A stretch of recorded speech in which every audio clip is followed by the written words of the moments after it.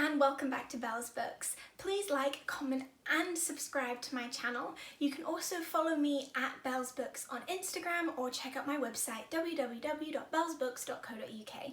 Today I'm going to be reviewing Everything I Never Told You by Celeste Ng.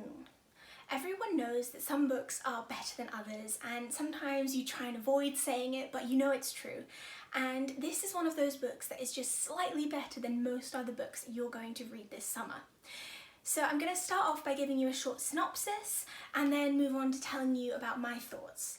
So this is the story of a Chinese-American family trying to survive and thrive in 1970s Ohio. Marilyn and James Lee are the interracial couple which the book focuses on, and they are parents to 3 children, Lydia, Nat and Hannah. Lydia is her parents' favourite child, and one morning the family wakes up and finds her missing. After she's found dead, the family really begins to fall apart. So wedges and grudges that have just been overlooked for far too long suddenly grow in size and become unavoidable. So I really thought this was a wonderful piece of fiction, and it's not so much murder mystery as a family portrait novel. It's kind of has underlying coming of age themes, and it describes what it's like to be Chinese in America. It really focuses on uncovering the complexities of motherhood and parenthood in general. It details the individual feelings and behaviours of each family member, and slowly the reader learns the true identities of the characters. So this book does focus primarily on racism, and it was one of the biggest things that stood out to me when I read it. So the racism it talks about in particular is the treatment of Chinese and Chinese Americans in America in the 60s. So there are scenes in which casual racism is depicted, and these scenes expose the setting and the attitude of the time period really, really well.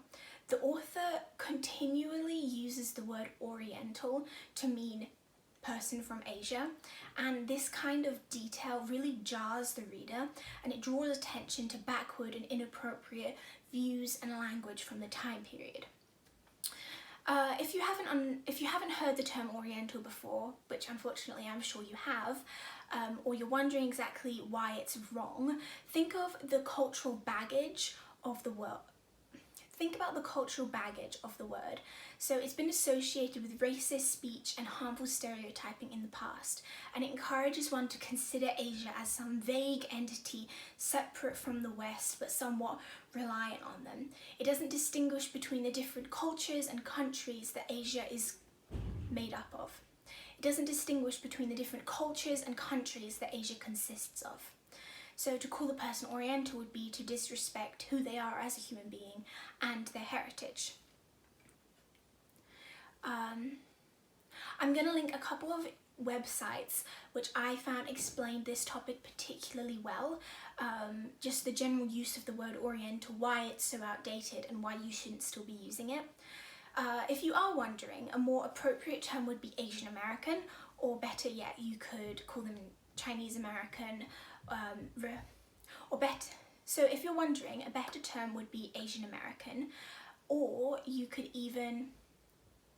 So if you're wondering, the better term to use would be Asian American, or if you know the person's actual country that they're from, you could refer to them by that specific country, for example, Korean American if they have Korean heritage.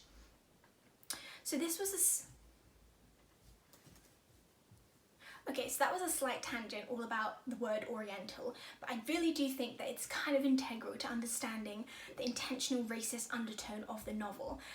Because this work of historical fiction is founded in a past reality, we can use it to understand the world we live in today. We can use it as a snapshot of the past to consider whether or not we've progressed. I would consider that despite our best intentions, some people's best intentions, we really haven't progressed all that much. Consider news stories you've recently read about racism in America against Chinese people because of the coronavirus. I think there are still people in the world today who use, I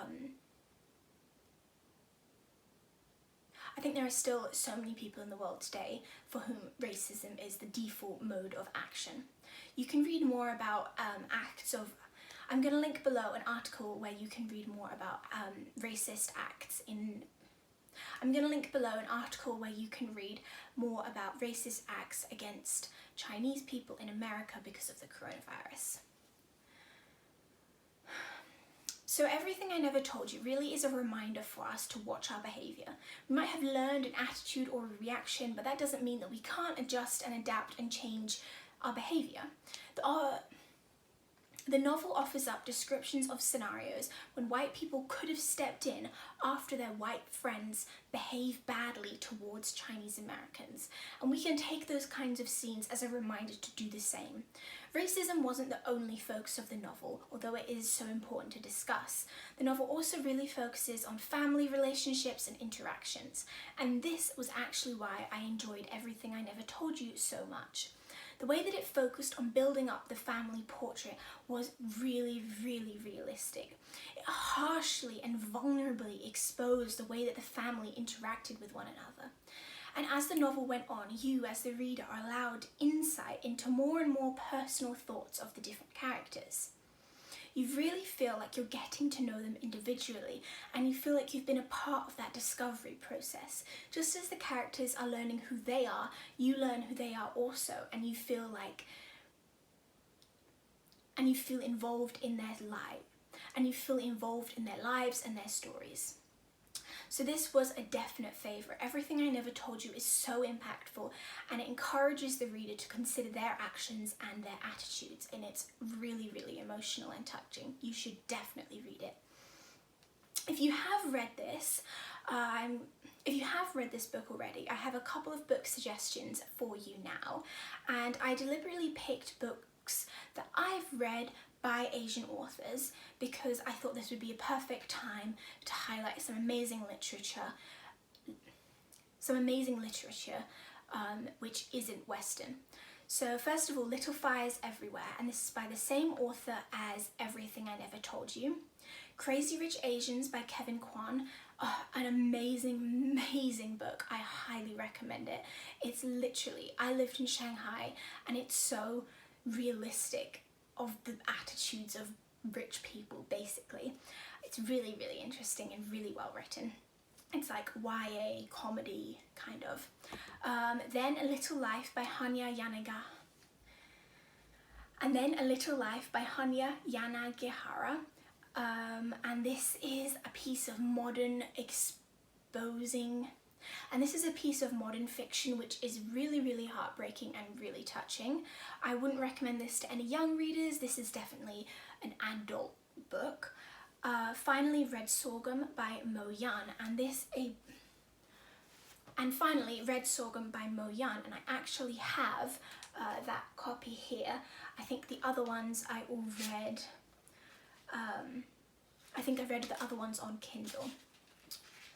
And Mo Yan was originally is a work, and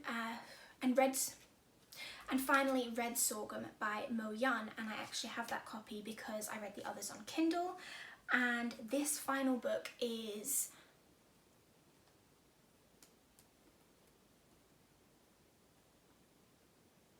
Red Sorghum is actually a work in translation, and it's really written.